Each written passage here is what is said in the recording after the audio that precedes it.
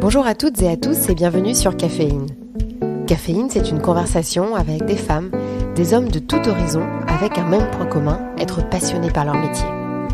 Comment ont-ils trouvé leur voie ? Comment se sont-ils accomplis ? À quoi ressemble leur quotidien ? Une galerie de portraits singuliers, variés et surtout inspirants à écouter pour stimuler votre curiosité, vos idées et pourquoi pas vos choix de vie. Vous avez toujours voulu savoir ce qui se passe vraiment au sein d'une audience, comment se déroule un procès aux assises, ou encore comment une relation se construit avec un accusé de vol, d'agression ou de trafic de drogue ? Cet épisode est donc fait pour vous. J'ai le plaisir de vous partager ma conversation avec Charlotte, avocate pénaliste. C'est depuis l'enfance que Charlotte sait qu'elle veut devenir avocate. Après ses études, elle intègre un cabinet spécialisé en droit pénal et entre vite dans le quotidien mouvementé du système judiciaire. Avec Charlotte, nous avons discuté du rôle qu'elle endosse lorsqu'elle enfile sa robe d'avocate, de la manière dont elle gère la difficulté que peut représenter parfois de défendre des accusés de graves crimes, mais aussi de sa position en tant que jeune avocate au sein du système judiciaire. Vous verrez, Charlotte est une vraie passionnée qui parle de son quotidien avec des vibratos dans la voix. Je ne vous en dis pas plus et laisse place à ma conversation. Alors Charlotte, tu es avocate pénaliste. Alors on dit souvent que le métier d'avocat passe par la connaissance de la loi, mais aussi par la force du discours. Être avocat, c'est limite un art, l'art de convaincre. On est même pour certaines plaidoiries comme au théâtre. Et je voulais savoir si toi aussi, lorsque tu enfiles ta robe d'avocate, tu as l'impression de jouer un rôle. Tout d'abord, je suis ravie de faire cette interview avec toi, Sarah. C'est une chance pour moi de pouvoir m'exprimer sur mon métier et pouvoir faire part de ma passion, qui est mon métier aujourd'hui. Quand tu me parles d'un rôle qu'on joue quand on met la robe, c'est effectivement le rôle que je ressens à chaque fois que je la mets. Il y a la Charlotte du quotidien, celle qui est la jeune fille de 29 ans, et puis il y a le moment où je mets ma robe, et finalement, je suis effectivement une autre personne. Je suis une actrice. Et je suis là à chaque fois avec la même ambition, c'est de jouer un rôle qui permettra de convaincre mon interlocuteur. Et cette robe me permet d'être quelqu'un d'autre, de devenir une autre personne. Et finalement, c'est ça que j'aime, c'est cette double personne que je suis une fois que j'ai cette robe sur le dos. Donc effectivement, être avocate, c'est effectivement jouer une pièce de théâtre. Et on parle souvent du métier d'avocat comme un métier de vocation. À quel moment de ta vie t'as su que tu voulais devenir avocate ? Est-ce qu'il y a eu un déclic particulier ?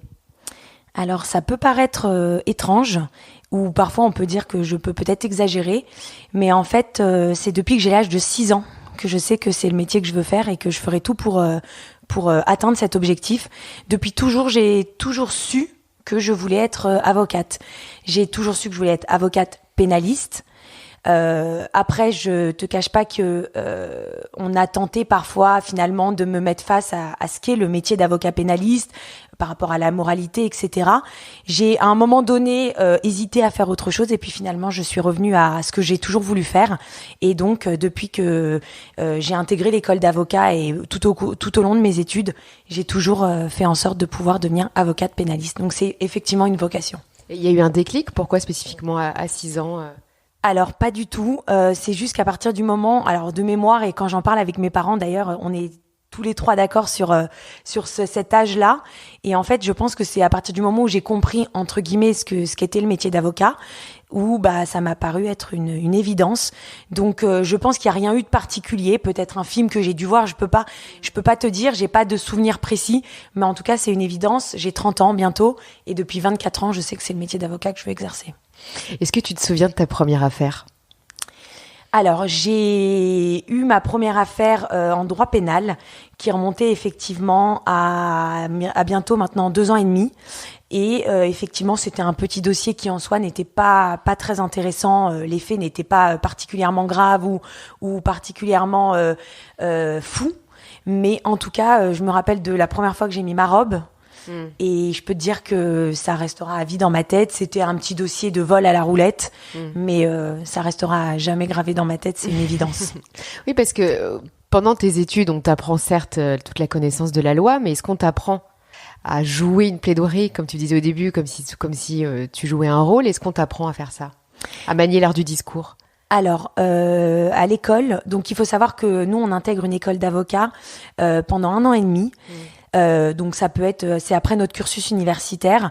Et alors en fait, l'école d'avocat ne nous met pas en pratique, ne nous permet pas d'apprendre à plaider. Je ne pense pas qu'on puisse apprendre à plaider. Je pense que c'est vraiment quelque chose qu'on a en nous et qui ne s'apprend pas, qu'on peut améliorer en regardant nos confrères plaider ou parfois même en faisant des erreurs et on comprend que c'est finalement pas comme ça qu'il aurait fallu faire. Mais je ne pense pas que ça s'apprenne. C'est vraiment quelque chose qui se ressent et qui se vit au fur et à mesure de nos expériences qu'on approfondit, mais c'est surtout quelque chose qu'on sent au moment T, au moment, à l'instant T du moment où on doit plaider. Donc aujourd'hui, on m'a pas appris à plaider, j'ai appris au fur et à mesure de mes expériences et ce que j'entends très souvent quand je dis que je suis avocat, ah bah donc tu connais le code civil ou le code pénal par cœur. Pas du tout, c'est pas du tout ça le métier d'avocat. On a nos codes à portée de main et la seule chose qu'on apprend et qu'on apprend de façon en pratique, c'est à plaider, mais on apprend par notre pratique. Personne ne peut nous dire voilà, il faut que tu fasses comme ça ou comme ça. C'est vraiment quelque chose qu'on ressent et c'est pour ça que c'est un métier à vocation. Aujourd'hui, tu travailles en cabinet et là, tu défends quel type d'affaires ? Alors, j'ai tout type d'affaires. Alors, il faut savoir que dans ce cabinet, on est principalement du côté du prévenu, de l'accusé, du mis en examen. On est quelquefois côté victime, mais c'est assez rare. En tout cas, nous, dans notre clientèle, on a une clientèle qui touche à tout, c'est-à-dire qu'on est aussi bien du délit au crime. Donc, j'ai l'habitude de plaider aussi bien devant une juridiction correctionnelle que devant des cours d'assises. Donc, on a vraiment tout type de clientèle, du trafiquant de stupéfiants, aux voleurs, aux violeurs, aux meurtriers. Plus une affaire est grave, plus c'est challengeant pour toi ? Alors, ça peut être étonnant à entendre, mais effectivement, nous, en tout cas, en tant qu'avocats pénalistes, plus on a un dossier compliqué avec des faits graves, plus pour nous, effectivement, la stratégie à mettre en place de défense sera compliquée, mais elle sera effectivement, ça sera un challenge pour nous, et c'est pour ça que j'aime particulièrement être du côté prévenu ou accusé, parce que pour moi, c'est un vrai challenge intellectuel. Moi, j'aimerais comprendre comment tu construis la relation avec ton client. Parce que j'imagine qu'il y a une vraie confiance à mettre en place avec la personne que tu défends, en plus notamment si c'est côté accusé, qu'il faut que vous soyez assez proches. Comment est-ce que tu arrives à créer cette relation ? Alors, la relation client-avocat, effectivement, c'est une relation qui, pour moi, est basée uniquement sur la confiance. À partir du moment où, d'un côté comme de l'autre, on ne sent pas cette relation de confiance, je pense que il ne faut pas prendre ce dossier et le client ne doit pas nous prendre comme avocat. Moi, dans le cabinet dans lequel je suis, j'ai beaucoup de clients avec lesquels je m'entends très très bien. On a noué une vraie relation de confiance. Alors ça peut paraître étonnant de se dire comment est-ce qu'elle peut nouer une relation de confiance avec par exemple un violeur. Ça peut être compliqué à entendre et je l'entends. La seule chose, c'est que moi, je vois le côté humain de cette personne. En tout cas, c'est ce qui m'intéresse et on est peut-être considéré pour eux, ils nous considèrent eux comme leurs sauveurs, si je peux me permettre cette expression. Et donc du coup, ils sont avec nous peut-être différemment de ce qu'ils seraient dans la vraie vie. Et à force de les voir, c'est des rendez-vous au cabinet, parfois c'est des rendez-vous en détention quand ces personnes-là sont en détention provisoire en attendant d'être jugées. Donc du coup, à force d'aller les voir, il y a forcément une relation qui se noue entre nous. On est obligé de s'attacher à ce petit côté humain qu'ils peuvent mettre en avant parfois dans nos entretiens. Et du coup, ça me permet d'avoir une vision d'eux qui peut être différente de celle que les juges pourraient avoir d'eux, que leur entourage pourrait avoir d'eux, et même d'ailleurs que la victime pourrait avoir d'eux. C'est évident. Mais en tout cas, moi, ce côté humain que j'ai avec mes clients, c'est une part essentielle de mon métier. Est-ce que ça t'est déjà arrivé qu'un de tes clients te mente alors que tu as toutes les preuves qui l'accablent ? Alors, on va pas appeler ça un mensonge, on va appeler ça une omission involontaire ou volontaire d'ailleurs parfois. Mais effectivement, alors il y a certains clients qui peuvent être habitués de tout ce qui est justice, d'affaires judiciaires, etc. Donc ils ont l'habitude et ils savent qu'à partir du moment où on a des éléments de preuve, c'est dans leur intérêt de ne pas nous mentir. Mais il y a des personnes qui parfois ont du mal à avouer, qui essayent de contourner la réalité ou de dire les choses différemment sans avoir à vraiment nous avouer. Mais on finit par leur faire avouer Quand j'ai des éléments matériels qui me permettent de dire tu as commis telle infraction, je leur tire les vers du nez et ils finissent par m'avouer qu'effectivement ils ont bien commis leur infraction. Après, la relation avocat-client, encore une fois, c'est une relation de confiance. Donc forcément, ils savent que ce qu'ils me disent en off, c'est évidemment pas ce que je vais tenir comme discours devant un tribunal ou devant une cour d'assises. Est-ce que tu prépares tes clients à la manière dont ils doivent se tenir au tribunal, par exemple des expressions à bannir, etc., devant les juges? Alors, oui, on est obligé. En tout cas, nous, c'est comme ça qu'on fonctionne dans notre cabinet. On prend du temps pour préparer nos clients avant une audience pour plusieurs raisons. Déjà, pour lui donner une entière lecture de son dossier, pour qu'il sache exactement ce qu'il y a dedans ou ce qu'il n'y a pas, la stratégie qu'on va mettre en place. Mais c'est surtout, effectivement, pour leur dire, en tout cas pour les conseiller, puisque le client, malgré tous les conseils qu'on peut lui donner, sachez que les clients ont la tête bien dure et que parfois, on a beau les préparer, ils vont dire l'inverse de tout ce qu'on leur a demandé de dire.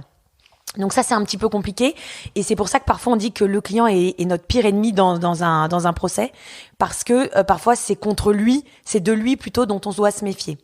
Maintenant, nous on les prépare pour pas pour leur dire ce qu'ils doivent dire ou ne pas dire, mais surtout pour leur donner la stratégie et pour leur dire de rester eux-mêmes. L'idée n'est pas qu'ils utilisent notre vocabulaire, des termes juridiques, puisqu'on comprendra que c'est pas naturel chez eux, donc ça ne sert à rien, mais surtout pour leur faire bannir certaines expressions, notamment de dire j'ai fait une connerie, j'ai fait des bêtises. Nous, on est là pour leur dire que quand tu commets un vol, quand tu frappes quelqu'un, quand tu voles un objet ou quand tu violes quelqu'un, ça peut pas s'appeler une bêtise, ça peut pas être une connerie. Il faut appeler un chat. Et donc moi je leur dis vraiment, et ça c'est quelque chose qui est indispensable devant un tribunal ou devant une cour d'assises, c'est que on admet, on reconnaît avoir commis une infraction. C'est vraiment quelque chose que les juges détestent et ça, du coup, c'est vraiment quelque chose dont on a pris conscience et c'est vraiment quelque chose qui pour moi est très important quand je prépare un client, c'est de lui dire qu'on est devant un tribunal, qu'il est là parce que on lui reproche d'avoir commis une infraction et que dans ce cas-là, il faut qu'il prenne la mesure de la gravité des actes qu'il a commis. Donc on les briefe, mais on leur demande surtout de rester eux-mêmes pour pas avoir l'impression d'être trop préparés au contraire et du coup de perdre en crédibilité si jamais on a l'impression qu'ils récitent un discours ou une leçon qu'on leur a apprise. Et est-ce que tu peux travailler sur différentes affaires en même temps ? Je peux même pas te chiffrer le nombre de dossiers sur lesquels je travaille en même temps, puisque dans une journée, je pense que je peux m'intéresser ou en tout cas avancer dans une dizaine de dossiers par jour.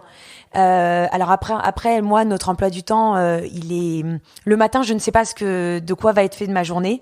On a beaucoup d'urgences qui tombent quasi quotidiennement, des gardes à vue, des déférés, donc des comparutions immédiates.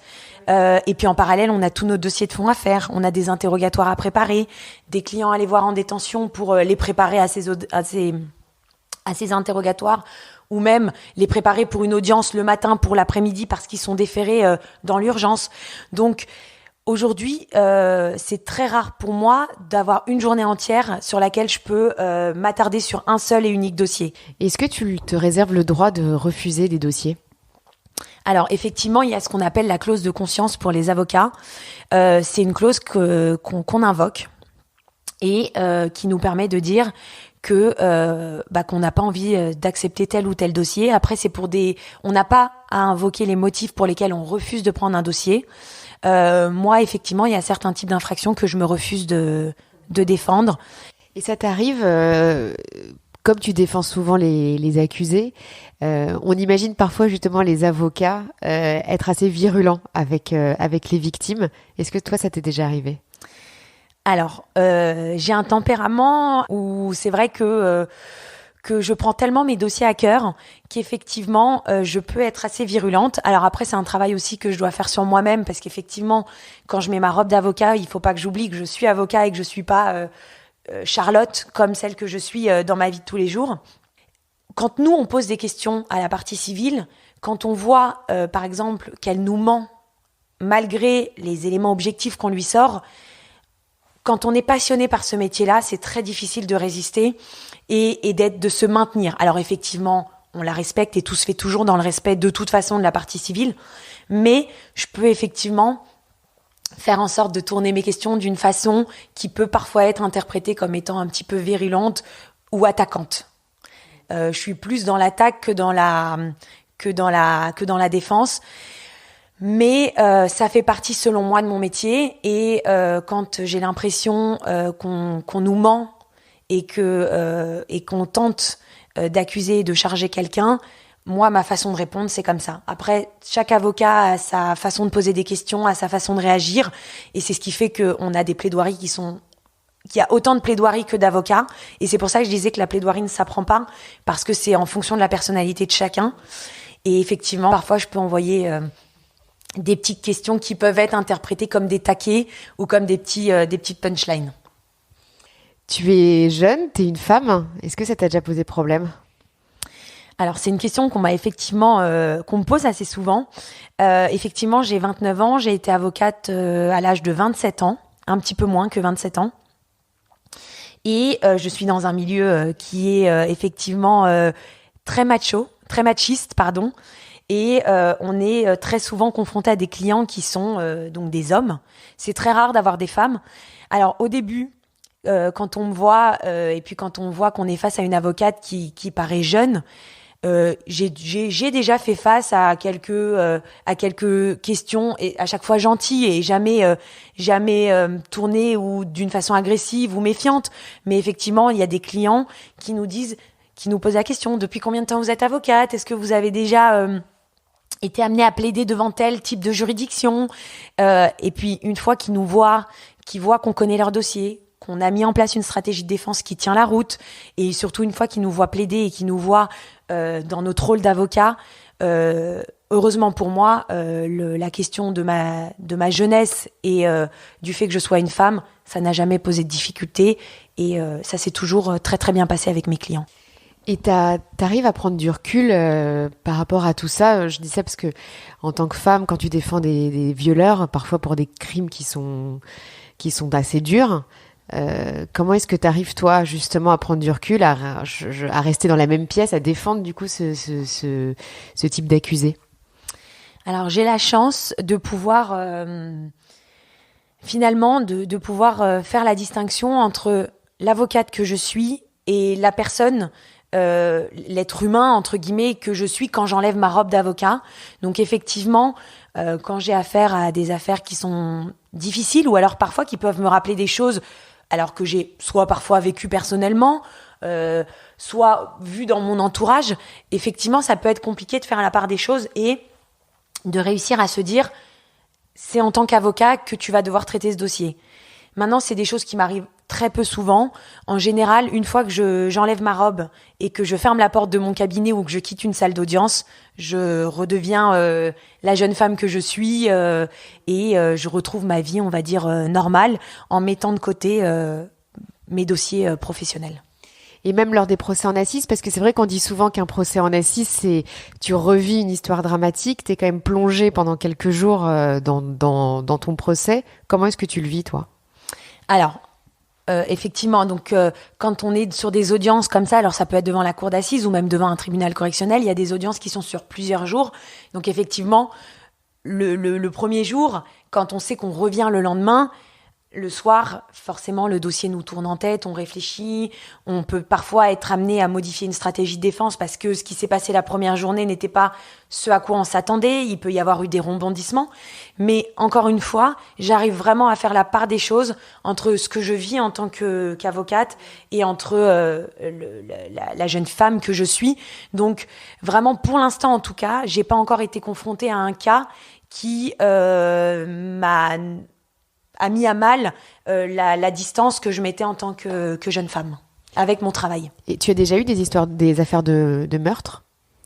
Alors, on a eu, alors c'est rare d'avoir des meurtres. En tout cas, pour l'instant, disons que c'est pas le type d'infraction qu'on a le plus souvent. On a beaucoup de tentatives de meurtre, mais j'ai eu effectivement l'occasion de travailler sur 2 meurtres pour l'instant. Et est-ce que tu as déjà vu dans ton entourage ou autre des avocats qui ont changé de voie ? C'est-à-dire, par exemple, je te donne un exemple, une femme avocate qui vient d'avoir des enfants et du coup qui décide qui supporte plus peut-être avoir des cas assez graves. et se mettre en avocat des affaires ou avocat en droit du travail? Alors effectivement, le droit pénal en matière dans notre domaine, oui, il y a effectivement. Alors je pourrais pas dire, je pourrais pas chiffrer, mais il y a effectivement des consoeurs et même d'ailleurs des confrères qui ont dû quitter. Alors il y a deux possibilités, soit ils quittent carrément la profession et ils changent, ils deviennent juristes, ou alors ils utilisent parfois la passerelle qui leur permet d'être magistrat, donc juge professionnel. Ou alors, sans aller aussi loin, certains avocats changent tout simplement de domaine de spécialisation, quittent le droit pénal ou en tout cas se refusent de prendre certains dossiers et effectivement décident de se diriger vers le droit social, vers le droit des affaires. Voilà, ça arrive effectivement. Pour faire du droit pénal, il faut être bien accroché et pour le coup, même si je considère que déjà d'être avocat, c'est une vocation puisque c'est un métier quand même qui demande beaucoup d'investissement au quotidien, mais être avocat pénaliste, c'est d'autant plus une vocation selon moi puisque c'est vraiment quelque chose qui est notre quotidien, mais pas seulement du lundi au vendredi, c'est du lundi minuit au dimanche minuit. Donc effectivement, j'ai des consoeurs qui soit parce qu'elles deviennent mamans, soit parce qu'elles ne veulent plus avoir affaire à ce type de clientèle, décident finalement de se reconvertir et de quitter soit la profession, soit au contraire juste de changer de spécialisation. Est-ce qu'il y a une autre affaire qui t'a marqué ? Alors, une autre affaire où cette fois-ci, effectivement, nous sommes intervenus, mais côté partie civile, où là, c'était pour une tentative de meurtre.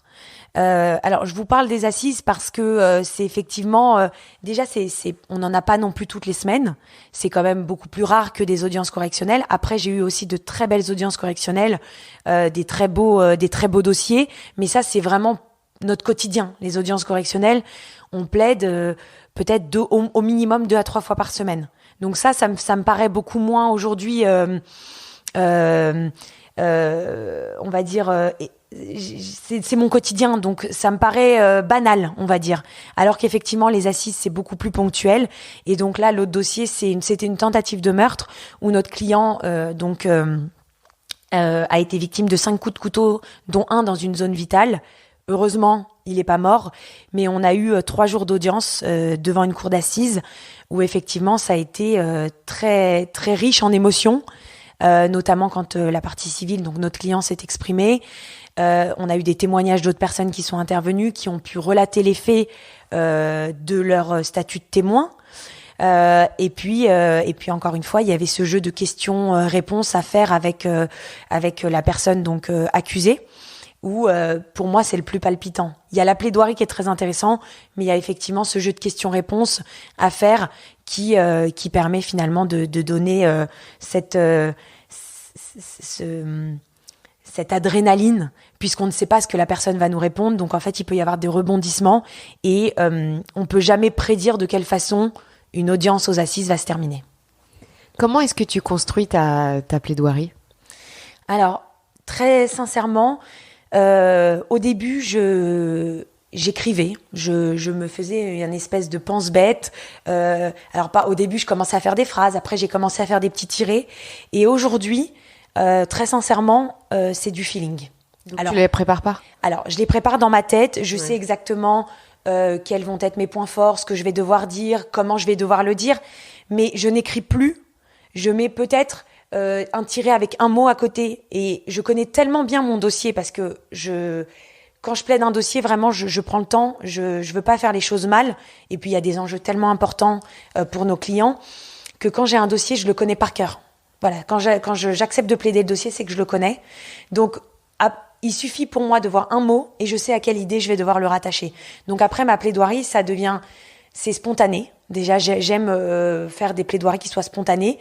Et surtout, c'est vraiment au feeling, à la façon, j'utilise les mots, en fait, en fonction de ce qui vient de se passer juste avant. Donc, je peux pas le préparer en avance.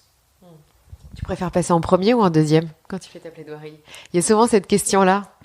Après, je dis ça, j'ai souvent vu des séries.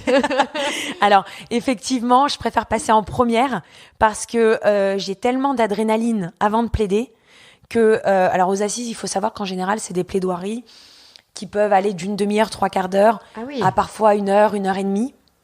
D'accord. Voilà, et parfois, ça peut même aller bien au-delà.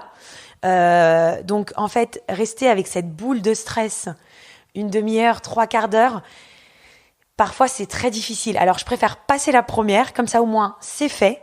Et une fois que c'est fait, je savoure même les plaidoiries de mes autres confrères après, puisque c'est toujours très intéressant d'entendre comment chacun plaide, les arguments qu'ils mettent en avant. Donc, je demande en général à passer la première. Après, il faut que ce soit cohérent avec le dossier et avec l'implication de nos clients. Quand on est plusieurs prévenus ou accusés, on a un ordre prédéterminé avec nos confrères qu'on met en place en fonction de l'implication et les enjeux pour chacun de nos clients. Donc parfois, j'ai pas le choix que de passer en dernière, ou parfois au contraire, j'ai pas le choix que de passer en première. Mais c'est tellement prenant que j'aime bien passer en première, comme ça après c'est terminé. Est-ce que tu as déjà eu peur devant tes clients? Alors, j'ai pas eu peur devant un de mes clients, mais j'ai eu peur devant un prévenu. Cette fois-ci, j'étais en fait côté victime et j'ai effectivement été, alors pas agressée, c'est un grand mot, mais agressée verbalement en tout cas par quelqu'un dans le cadre d'une affaire où effectivement j'ai été traitée d'escroc. Physiquement, j'étais pas bien regardée. Et donc effectivement quand je suis sortie de l'audience, j'avais qu'une hâte, c'était de rentrer dans ma voiture et de pouvoir partir. Même si je pense qu'il ne m'aurait rien fait, j'étais contente de me retrouver dans ma voiture enfermée. Mais dans ces cas-là, les juges peuvent pas intervenir? Alors là, c'était une procédure particulière, c'était en matière d'intérêt civil, donc c'est pas devant un vrai tribunal, c'est dans une salle, dans un cabinet, et la juge était prévenue. Après, voilà, disons que j'ai eu un petit coup de flip, mais c'est pas allé jusqu'à prévenir le juge. Je suis sortie de la salle d'audience, j'avais mon téléphone, je suis restée au téléphone avec quelqu'un et je suis vite rentrée dans ma voiture et voilà. Mais c'est la première et seule fois d'ailleurs où j'ai eu un coup de stress. Quand je vais en détention voir mes clients, il faut savoir que je suis seule avec eux. Ils sont pas menottés, je n'ai jamais eu peur. Je n'ai jamais eu peur, que ce soit dans la salle même pour l'entretien confidentiel avec mes clients ou même quand je me balade dans les couloirs pour arriver à cette fameuse salle d'entretien. Il faut savoir qu'on croise des détenus pas menottés, libres, au quotidien dans les maisons d'arrêt. Ils sont très respectueux, en tout cas ceux que j'ai eu la chance de croiser, et je ne me suis jamais sentie en danger, aussi bien dans un rendez-vous client au cabinet que quand je suis en détention avec un client. Donc toi, à partir du moment où tu prends une affaire, on est d'accord que tu la suis de A à Z, tu vas même à la reconstitution des faits, en garde à vue Alors, nous, on aime intervenir du début à la fin, sauf que parfois les clients font appel à nous en plein milieu d'une procédure. Parfois, ils peuvent avoir été en garde à vue. Et finalement, à l'issue de la garde à vue, quand ils apprennent qu'ils vont passer devant un magistrat, décident là de se dire « Oh là, finalement, c'est peut-être un peu plus grave que ce que j'imagine. Donc là, je vais demander à ce que mon avocat soit informé. » Donc dans ce cas-là, nous, on n'est pas intervenus dans la garde à vue, mais on prend le relais. Mais c'est vrai que très souvent, alors nous, on a une clientèle habituelle, on va dire. Donc les gens font appel à nous en général dès le début de leur placement en garde à vue et on intervient si déféré il y a au moment du déféré et parfois même après la condamnation pour aménager leur peine. Donc en général, nous, et de toute façon, c'est beaucoup plus cohérent puisque du coup on connaît le dossier, c'est plus cohérent de faire du début à la fin, mais parfois on peut être amené à ne pas être mis en position de pouvoir faire ça. Et effectivement, dans le cadre de nos dossiers, on peut donc être amené à faire tout ce qui est reconstitution criminelle. C'est très souvent le cas donc dans les dossiers qui sont à l'information judiciaire où les magistrats instructeurs demandent aux personnes donc mises en examen de retourner sur les lieux de commission d'infraction et de se remettre de refaire en fait la scène de l'infraction qu'ils ont commise. Et donc ça, effectivement, ça fait partie de notre métier. On doit être aux côtés de nos clients aussi pour faire ça. Est-ce que tu peux nous raconter ta journée type ? Je n'ai pas de journée type. Je me lève le matin et je ne sais pas de quoi va être fait ma journée. Est-ce que tu peux raconter par exemple un exemple de journée ? Alors, par exemple une journée que tu as vécue. En général, alors soit on a des audiences effectivement sur plusieurs jours et donc dans ce cas-là on va aux audiences, soit je vais à mon cabinet et puis j'ai toujours comme je te disais tout à l'heure, j'ai une multitude de tâches à effectuer dans une multitude de dossiers. Donc ma journée type c'est d'aller à mon cabinet, de passer tous les appels que j'ai besoin de passer, que ce soit au greffier, que ce soit pour obtenir une copie de dossier, en détention, pour parler à des conseillers pénitentiaires d'insertion et probation. Très souvent, on est appelé pour intervenir dans le cadre d'une garde à vue. Donc, on se déplace pour aller faire un entretien confidentiel avec notre client, pour assister à son audition dans le cadre de sa garde à vue. On va très souvent en détention pour le suivi avec nos clients qui sont détenus, pour les préparer à des audiences. Et puis, on va dire 2 à 3 fois par semaine, on est au tribunal pour soit plaider une affaire, soit assister un client dans le cadre d'une confrontation, d'un interrogatoire devant un magistrat instructeur. Et puis, parfois, je me réveille et puis je reçois un message de mon boss en me disant il est 7h, à 8h30 ou à 9h, il faut que tu sois dans tel commissariat pour assister. Il y a une garde à vue, un de nos mecs vient d'être interpellé cette nuit, donc il faut gérer dès le matin. Donc, je n'ai vraiment pas de journée type. Et en général, nos journées commencent entre 8h30 et 9h et finissent entre 8h et 9h. Quand c'est pas le gros rush. Quel est le type de crime que tu traites le plus souvent ? C'est plus des vols, des viols, Alors, honnêtement, on a vraiment un panel d'infractions très très large. On a beaucoup de trafiquants de stupéfiants. Mais on a également beaucoup d'informations judiciaires relatives aux mœurs, donc à des viols, à des violences conjugales. On a aussi parfois des bagarres qui tournent mal, des tentatives de meurtre. J'ai vraiment pas, on n'est pas spécialisé dans un type d'infraction. On a vraiment un panel très très large d'infractions dans nos clients. Est-ce que sur une de tes affaires, tu as eu un jugement qui a été très dur pour un de tes clients, c'est-à-dire une peine extrêmement lourde à laquelle tu te serais pas attendu ? Alors, on a parfois des très mauvaises surprises. Heureusement, c'est pas. En général, on a des bonnes surprises, mais parfois, on a du mal à imaginer au moment où le délibéré tombe. On a l'impression que c'est vraiment que le ciel nous tombe sur la tête parce que c'est une décision à laquelle on ne s'attendait pas. Par exemple, j'ai eu à assister à un petit jeune, d'ailleurs, avec lequel je me suis très très bien entendue et pour lequel je me suis prise d'affection. Il avait 18 ans, il a été retrouvé effectivement en possession donc de stupéfiants, mais de drogue dure, de cocaïne. Et effectivement, il a été condamné à une peine très importante et il s'est pris un mandat de dépôt à l'audience. Et c'est quelque chose qu'on n'avait pas imaginé. Un mandat de dépôt, Un mandat de dépôt, c'est-à-dire que le tribunal l'envoie en détention immédiatement. Tout de suite. Voilà. C'est-à-dire qu'il sort du tribunal avec les menottes et il intègre une maison d'arrêt. Il devait avoir quand même beaucoup de cocaïne sur lui. Alors non, on était sur de la petite quantité, mais bon, c'est de la drogue dure. Enfin, voilà, c'était des stupéfiants. Mais c'est vrai qu'il avait un casier vierge, donc on ne s'attendait pas du tout à ça. Et c'était un petit jeune de 18 ans. Donc du coup, on s'attendait à une condamnation, mais on pensait pas qu'il allait tout de suite partir en prison. Et donc là, ça a fait un choc effectivement au client, mais même pour moi, puisque ça faisait partie d'une de mes premières décisions. Après, c'est vrai qu'on se rend bien compte qu'aujourd'hui, les tribunaux sont de plus en plus durs.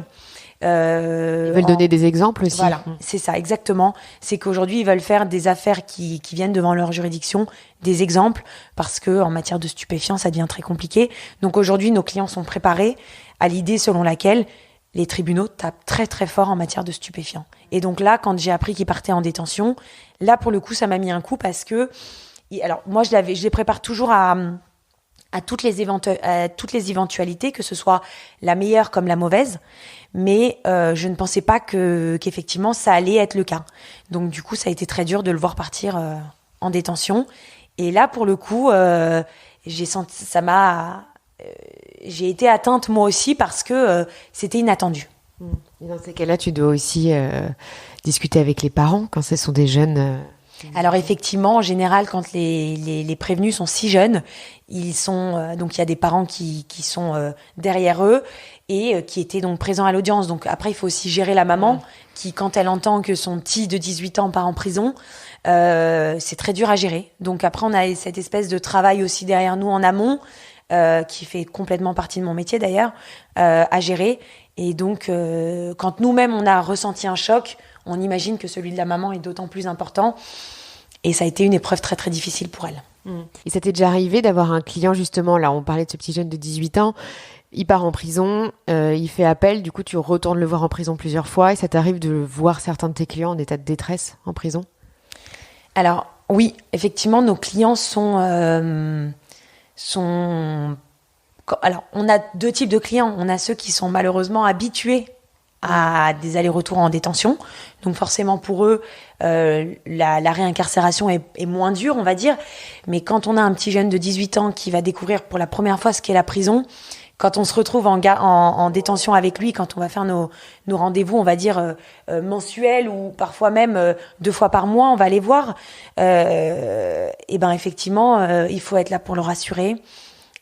Pour vous dire à quel point il était jeune et encore immature dans sa tête. Son seul kiff à lui, c'était qu'on lui ramène des Kinder Bueno en détention. Il se rendait pas compte de ce qu'il était en train de vivre en fait. Il pensait que c'était un mauvais film. Sauf que du coup, heureusement, on a réussi à le sortir assez vite de détention. Donc il n'a pas eu beaucoup de temps à faire en détention. On lui a aménagé sa peine. Il n'a pas fait appel, on lui a aménagé sa peine et donc il est ressorti avec un bracelet.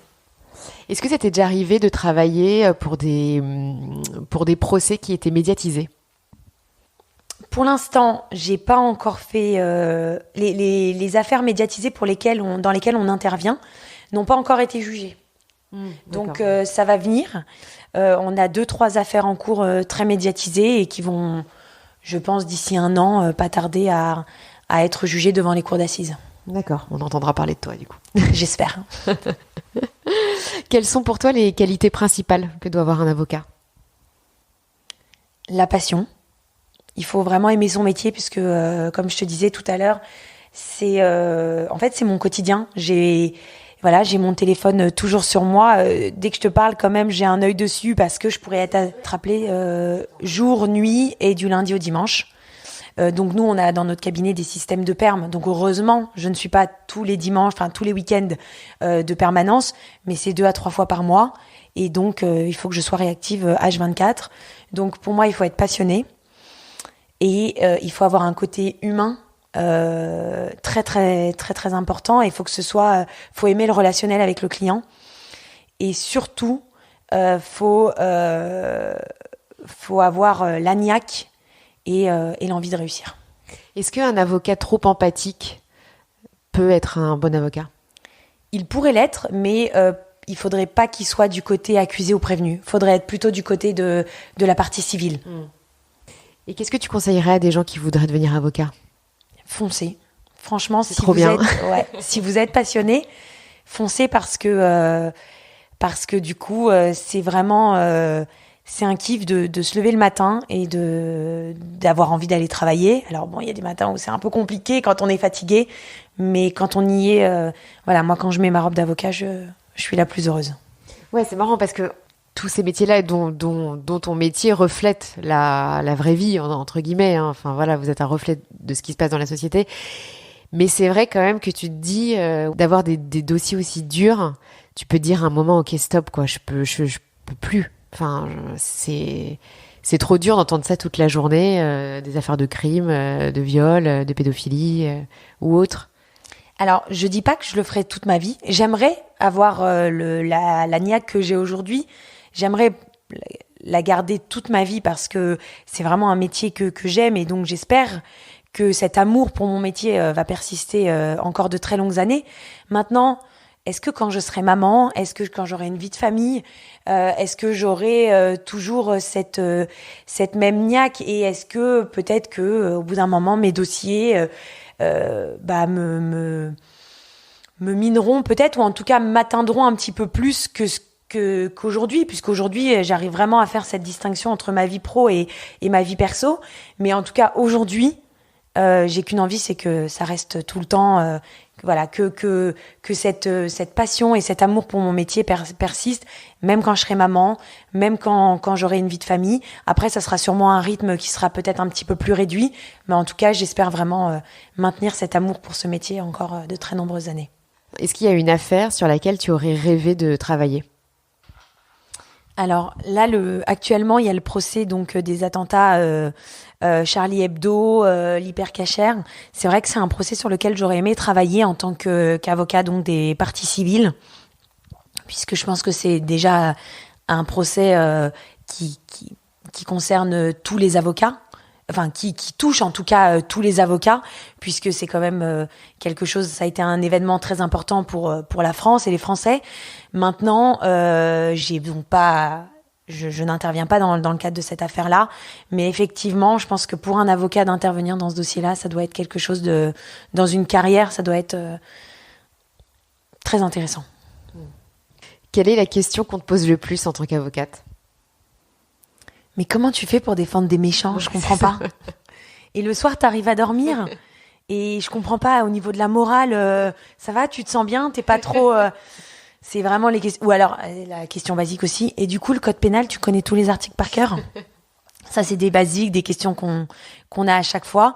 Mais en même temps, les gens ont beau me demander comment est-ce que je fais pour faire ce métier, mais par contre, ils sont ravis quand je viens leur raconter des histoires, des dossiers un peu croustillants. Ils sont toujours très contents et j'ai toujours des oreilles très attentives. Eh ben, merci beaucoup Charlotte. Merci Sarah, c'était un plaisir en tout cas d'échanger avec toi. Un grand merci à Charlotte d'avoir pris le temps de nous partager son quotidien.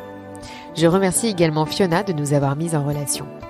Si vous êtes arrivé jusqu'ici, c'est que vous avez sûrement aimé l'épisode. Si c'est bien le cas, alors n'hésitez pas à en parler autour de vous, à le partager et à vous rendre sur Apple Podcasts pour mettre 5 étoiles.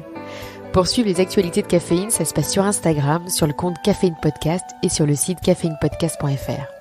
Je vous laisse et vous dis à dans 15 jours pour un nouvel épisode.